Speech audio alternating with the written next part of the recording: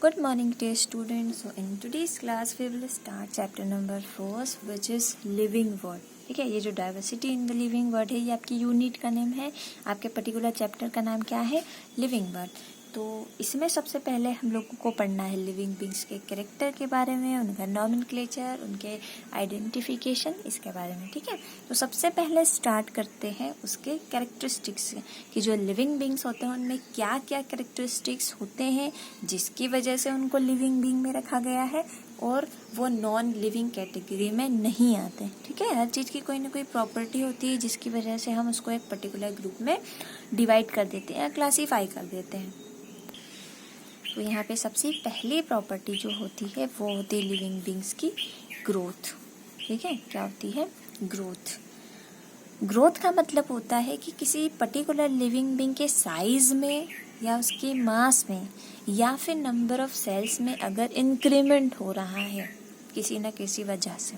ठीक है, उसके साइज में, मास में या नंबर ऑफ सेल्स में. ठीक है, सेल्स तो आपको पता ही होंगी क्या होते हैं, 10th क्लास में पढ़ चुके हैं. ठीक है, नंबर ऑफ सेल्स में किसी न किसी तरह से अगर इंक्रीमेंट हो रहा है तो उसको बोला जाता है ग्रोथ. ठीक है, बट ग्रोथ सपोजिंग माउंटेन है. ठीक है, एक माउंटेन है, वो भी डे पर डे क्या होता है, उसका साइज बढ़ता जाता है.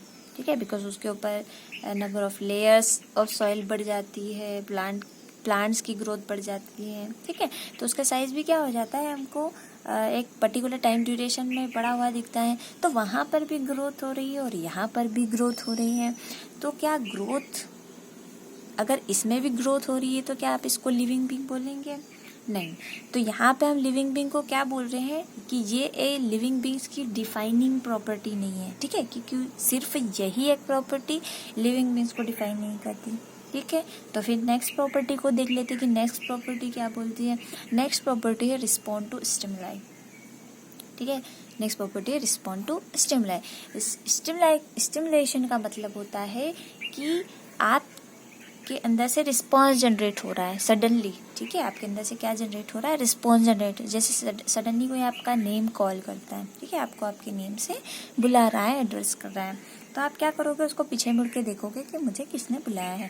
तो ये क्या हुआ, एक रिस्पॉन्स जनरेट हुआ. इसी तरह से हमारी बॉडी में डिफरेंट जो ऑर्गन्स होते हैं वो सिचुएशन के अकॉर्डिंग क्या करते हैं, स्टिमुलेशन करते हैं, रिस्पॉन्स जनरेट करते हैं. ठीक है, यहाँ पे लिखा है awareness of surrounding.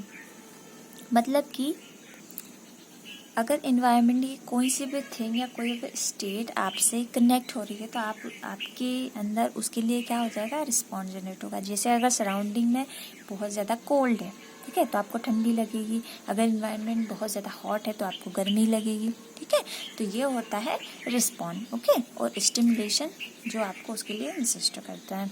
Next property होती है, हाँ, अब ये डिफाइनिंग प्रॉपर्टी होती है. ठीक है, क्योंकि अगर माउंटेन्स को आप देख रहे हो, आप माउंटेन्स को एक थप्पड़ मार दो तो क्या आपको रिटर्न वो थप्पड़ मारेगा? नहीं, क्योंकि उसके अंदर कोई स्टिमुलेशन जनरेट नहीं होता है. आप उसको एक निडल पिंच करो, क्या वो आपको रिस्पॉन्स करेगा? नहीं. ठीक है, तो ये डिफाइनिंग प्रॉपर्टीज होती है किसकी, लिविंग बीइंग की, कि स्टिमुलेशन सिर्फ लिविंग बीइंग में होता है. ओके, नेक्स्ट प्रॉपर्टी होती है रिप्रोडक्शन की. रिप्रोडक्शन का मतलब होता है कि सेम इंडिविजुअल को प्रोड्यूस करना, वो होता है रिप्रोडक्शन. अब जो म्यूल होता है, म्यूल किससे बना हुआ है? एक हाइब्रिड है. ठीक है, हाइब्रिड से बना हुआ है. मतलब डंकी और हॉर्स को जब हाइब्रिडाइजेशन से फ्यूज किया गया था, मतलब उनके गैमेट्स को, तो उनसे क्या बना, एक हाइब्रिड लिविंग बीइंग जनरेट हुआ जिसका नाम था म्यूल. बट म्यूल क्या होता है, अपने जैसे सेम इंडिविजुअल को रिप्रोड्यूस नहीं कर सकता. तो क्या वो लिविंग बीइंग नहीं है? है. ठीक है, वो लिविंग बीइंग है. हाँ, कि उसमें रिप्रोडक्शन की प्रॉपर्टी नहीं है, बट है तो वो लिविंग बीइंग. ठीक है, वो दूसरी प्रॉपर्टी तो शो कर रहा है.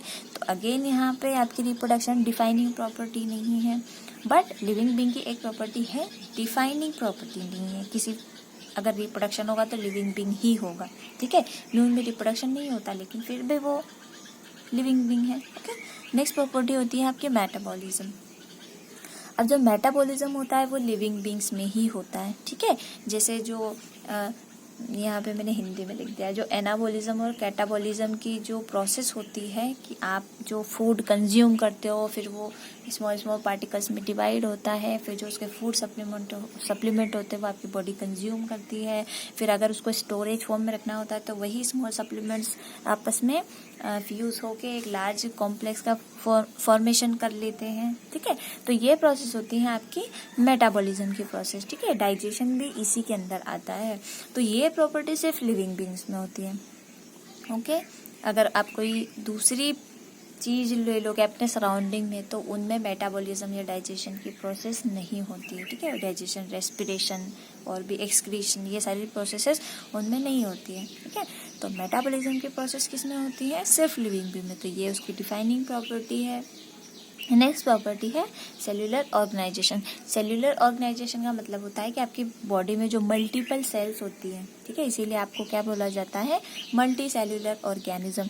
तो वो मल्टी सेल किस में प्रेजेंट हो सकती है? लिविंग बींग में ही प्रेजेंट हो सकती है। ठीक है, वो एक सेल हो चाहे वो थाउजेंड्स ऑफ सेल्स हो। ठीक है तो सेल्स, तो ये सेल्स किस में प्रेजेंट होती हैं?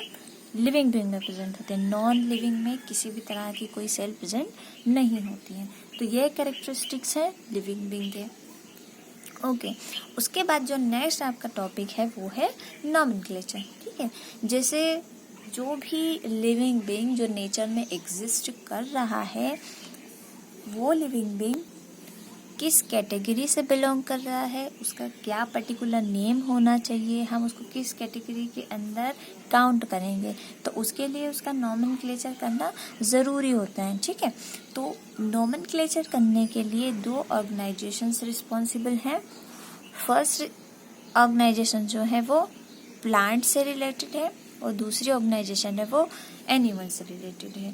फर्स्ट ऑर्गेनाइजेशन है जो प्लांट से रिलेटेड है वो कौन सी है? ICBM, फुल फॉर्म है international council for botanical nomenclature. ठीक है, ये आगे नॉमेनक्लेचर है, इसमें बॉटनिकल आया है और बॉटनिकल रिलेटेड होता है प्लांट से। नेक्स्ट है ICZN। ICZN का मतलब होता है international council for zoological nomenclature. Zoological किससे कनेक्टेड होता है आपका? एनिमल से, एनिमल से कनेक्टेड होता है। इसीलिए जो भी सारे प्लांट एग्जिस्ट करते हैं नेचर में उनके नॉमेनक्लेचर की रिस्पॉन्सिबिलिटी इस ऑर्गेनाइजेशन को दी है, और जितने एनिमल्स एग्जिस्ट करते हैं एनवायरनमेंट में उनके नॉमेनक्लेचर की रिस्पॉन्सिबिलिटी इस ऑर्गेनाइजेशन की होती है। ठीक है, अब नॉमेनक्लेचर 2 टाइप से हुए थे। ठीक है, सबसे जो उनका बेस था वो 2 टाइप से था। एक था सबसे पहले बाइनोमियल नॉमेनक्लेचर, ठीक है, बाइनोमियल नॉमेनक्लेचर या बाइनोमियल सिस्टम, और सेकंड था ट्राइनोमियल नॉमेनक्लेचर या ट्राइनोमियल सिस्टम। अब ये 2 टाइप के सिस्टम थे जिनके बेसिस पे किसी पर्टिकुलर स्पीसीज का या किसी पर्टिकुलर लिविंग बींग का नॉमेनक्लेचर किया गया था। ठीक है, तो सबसे पहले हम लोग पढ़ते हैं बाइनोमियल नॉमेनक्लेचर में। बाइनोमियल नॉमेनक्लेचर में जो पर्टिकुलर लिविंग बींग है, ठीक है, जैसे यहाँ पे हम लोगों ने एग्जाम्पल लिया है टाइगर का। ठीक है, अब जो टाइगर होता है उसको इंडिया में अलग नाम से जाना जाता है, उसको ऑस्ट्रेलिया में अलग नाम से जाना जाएगा, उसको अमेरिका में अलग नाम से जाना जाएगा, उसको अफ्रीका में अलग नाम से जाना जाएगा। तो इसे एक ही लिविंग बींग का अलग अलग नाम होगा तो उसको आइडेंटिफाई करने में प्रॉब्लम होगी। ठीक है, हो सकता है कि अगर आप अफ्रीका चले गए और उन्होंने टाइगर का नाम आपको बताया और आपको नहीं पता कि वो क्या होता है, तो आप कैसे आइडेंटिफाई करोगे कि ये पर्टिकुलर जिसकी बात कर रहे हैं वो टाइगर है। ठीक है, तो इसके लिए क्या हुआ कि पर्टिकुलर ऑर्गेनाइजेशन बनाई गई, जिससे कि क्या हुआ था कि किसी एक लिविंग बींग जो कि सारी जगह पे अलग अलग नाम से जाना जाता है तो उसको एक ही पर्टिकुलर नाम दिया जाए जिससे कि उसको आइडेंटिफाई करना इजी हो। ठीक है, तो इसके लिए बाइनोमियल और ट्राइनोमियल नॉमेनक्लेचर की हेल्प लगी। तो बाइनोमियल नॉमेनक्लेचर में जो नाम होता है उसमें 2 वर्ड्स होते हैं। ठीक है, उसमें जो फर्स्ट वर्ड होता है वो पर्टिकुलर लिविंग बींग के जेनेरिक नेम को, ठीक है, या जीनस को रिप्रेजेंट करता है। ये जीनस स्पीसीज क्या है ये आगे जब हम टैक्सोनॉमी पढ़ेंगे वहां आपको बता देंगे। ठीक है, तो अभी सबसे पहले ये जो फर्स्ट नेम होता है ये किसको रिप्रेजेंट करता है? इसके जीनस को। ठीक है, तो फर्स्ट नेम होता है जेनेरिक नेम, और जो सेकंड वर्ड होता है वो रिप्रेजेंट करता है उसकी पर्टिकुलर स्पीसीज को। ठीक ठीक है, मतलब टाइगर की स्पीसीज कौन सी है और टाइगर का जीनस कौन सा है। तो first word for the genus and second word for the species. जब भी फर्स्ट नेम लिखते हैं तो उस फर्स्ट नेम का जो फर्स्ट लेटर होता है उसको कैपिटल लिखना होता है।